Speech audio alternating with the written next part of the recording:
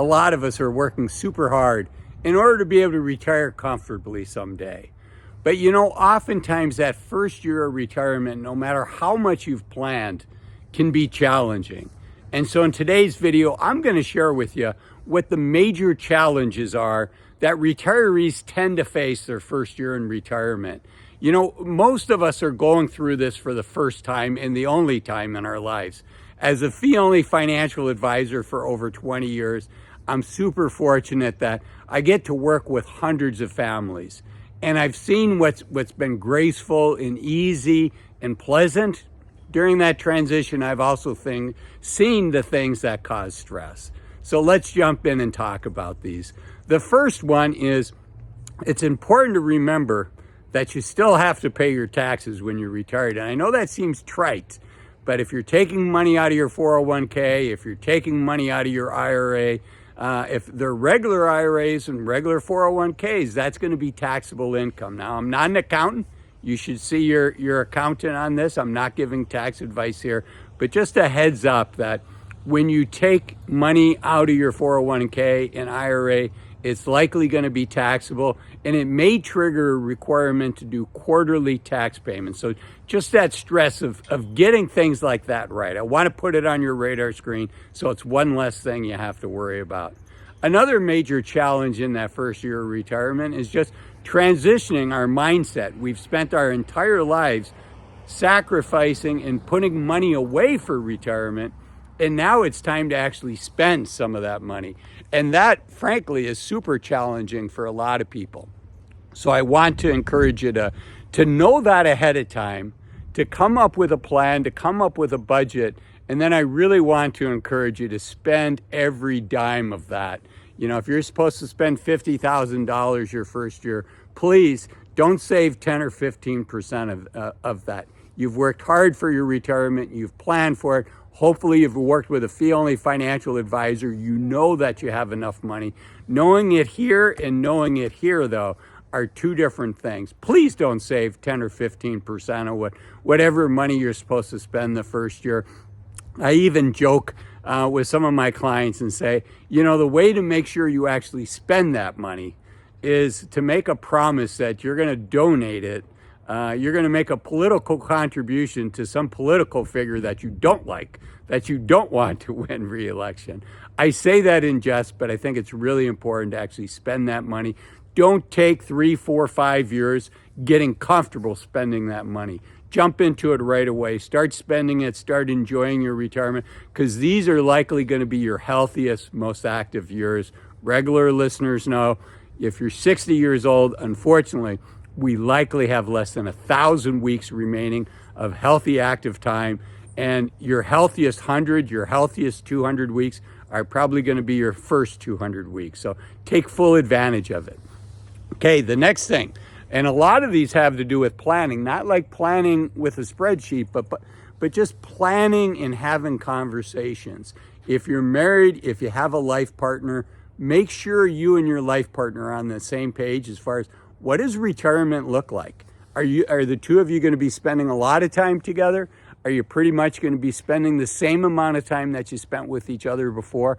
So get on the same page, because unfortunately the first couple months, the first year can be stressful for a relationship. Now, the good thing about having just gone through a pandemic that I would have never thought we'd have to do, but there we were and here we are, is you've probably spent a lot of time recently with your spouse.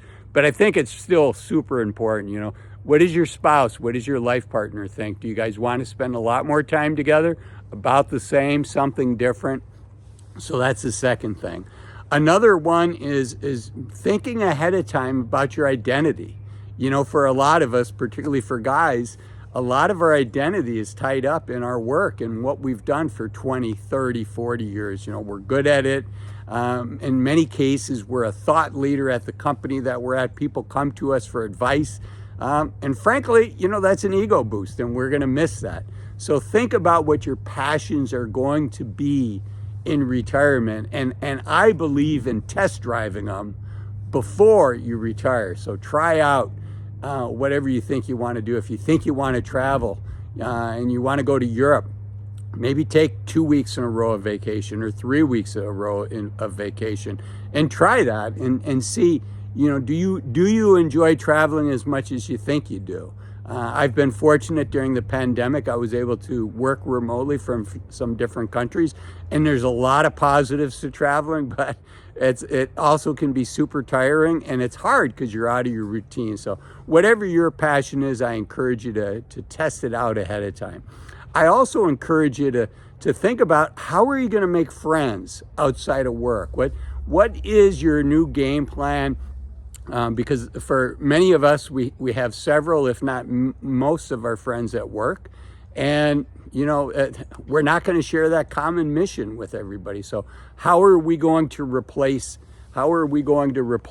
What are we going to do?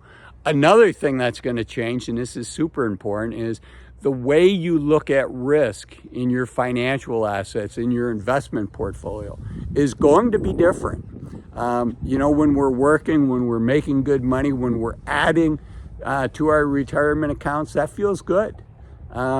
Particularly towards the end of our career, where probably many of us making more money than we ever had our whole lives. But once we retire, it's hard, if not impossible, to replenish your retirement account. I shouldn't say it's impossible. There's always part-time jobs, there's side gigs, but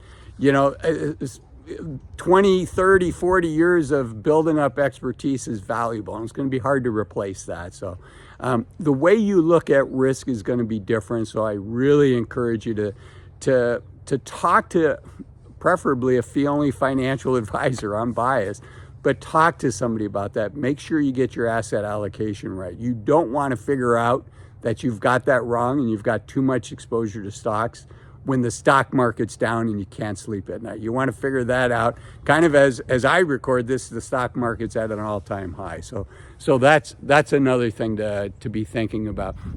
The next thing is just think about, how do you want to spend your time? It's a 24 hours a day, 7 days a week is a lot of time, and really be planning ahead of time how you're going to spend that time. For some people, it's travel. I can share with you, when I hear that from my clients, it's almost like the automatic reply. We're going to spend time with our grandkids and we're going to travel. And for many people, that's exactly what you want to do.